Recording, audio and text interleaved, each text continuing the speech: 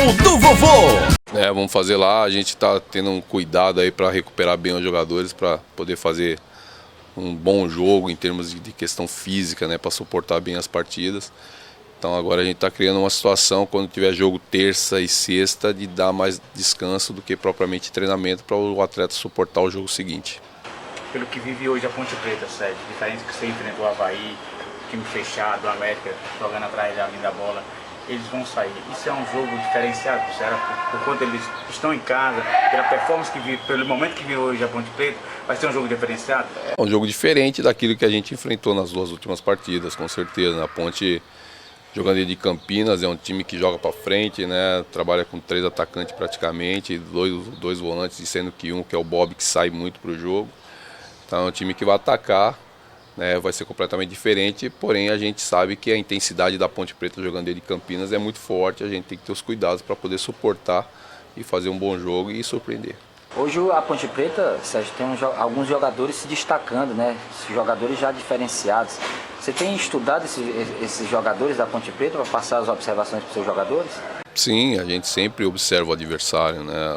O qual a gente vai jogar, e a Ponte não é diferente. A gente está observando, sabemos que tem um lado direito muito forte, que o Cafu e o Ranieri, né? E a gente tem que ter cuidado, então a gente está observando. O Renato não joga, mas joga o Adrianinho. É um time forte, é um time que tem muita intensidade jogando dentro de Campinas, uma dupla de zaga forte, consistente. Então a gente conhece bem o time da Ponte para a gente passar para os atletas, e é a melhor estratégia para nós usarmos no jogo. Você não vai ter o Samuel na lateral direita, mas o Marcos entrou bem no último jogo. Eu acho que tem tudo para substituir a altura. Sim, né, o Marcos não só agora, como também quando o Samuel ficou fora, naquela sequência de 3, 4 jogos, o Samuel machucou o tornozelo, o Marcos teve uma crescente, né, e quando o Samuel voltou, o Marcos já estava muito bem. Então a gente está tranquilo com relação a esse setor. Só tem essa mudança no teu time que vai começar a partida, do que começou a partida contra o América, a entrada do Marcos, o restante está definido, Sérgio? Essa é a única certeza, né, o restante está tudo disponível. Me ajude, né? Ele estava falando, mas estava esquecendo, por exemplo, que o Eduardo, né, que é um titular do time, volta, ele até me disse que foi boa essa parada para ele, acabou sendo boa. Talvez não tenha sido para o time em campo, mas ele disse que para ele, pela situação que ele vive, foi boa, né? Claro, a gente sabia do tamanho do problema que o Eduardo vinha já acumulando, né? Então era necessário que desse uma segurada, apesar de ser um garoto de 20 anos, e muitas vezes as pessoas não entendem que o atleta precisa dar uma segurada para que ele possa estar a 100% na sequência, né? Então a gente, dentro do que a gente tem de dados, a gente faz aquilo que é certo, apesar das pessoas entenderem de forma diferente. Acho que todo mundo tem que jogar todos os jogos, e não é assim que funciona, né? Porque hoje o futebol mudou um pouco, né? Intensidade de treinamento, intensidade de jogos, viagem, mudou da minha época, por exemplo, dava para jogar quarta e domingo tranquilamente. Hoje em dia é difícil, nós já fizemos mais de 60 jogos, né? Com relação aos nossos adversários aí, concorrente de G4, o Avaí, se não me engano, fez 13 a menos, a Ponte 16 a menos. Então a gente tem que ter os cuidados. É isso que a gente precisa entender, né? As pessoas entenderem que o Eduardo é um menino de 20 anos, mas precisa ser poupado. O Magno é um cara de 38 anos, não dá para jogar todos os jogos. O Magno está jogando em alto nível em função do planejamento e de um cara que se cuida. Então é por isso que a gente tem que estar, né, segurando um pouquinho, e aí em determinados momentos a gente vai ter uma sequência. Só quero que vocês entendam isso.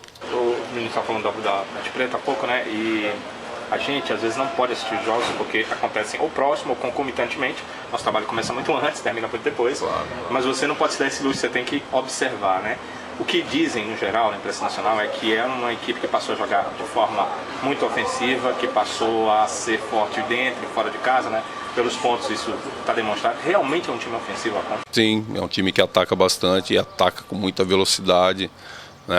Eu acompanhei a Ponte alguns jogos, e aí agora, como foi aproximando que nós íamos enfrentar a Ponte, depois do Guto, quando o Guto assumiu a Ponte mudou um pouquinho a forma de jogar, que jogava com o Dado, e agora as peças também são diferentes, apesar do Rafael ter machucado, tá jogando o Alessandro, então tá com a mesma postura. É um time agudo, é um time que joga com muita intensidade e muita velocidade. Muito diferente daquele que o Ceará enfrentou lá e venceu, né, em outros anos? Muito diferente, com muito mais gente chegando no campo de ataque, com uma saída muito mais rápida do que foi no primeiro turno. Então é uma equipe completamente diferente, a qual nós vamos enfrentar sábado. O Você usa muito essa palavra intensidade, né? E quem ataca muito passa a ser uma equipe intensa, né, na partida. O que fazer para conter esse ânimo da Ponte Preta em casa?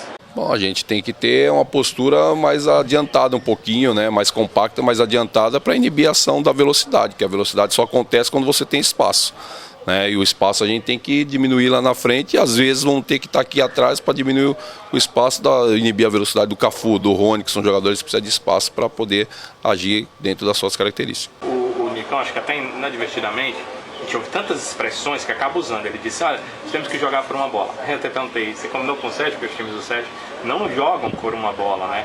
Você vai mudar isso ou não? Não, a gente não vai mudar, vamos continuar trabalhando da mesma forma. Eu acho que a gente precisa aumentar a nossa pegada, né? Para um adversário que tem, né, volume, a gente precisa aumentar a pegada. É isso que nós vamos fazer, aumentar a pegada.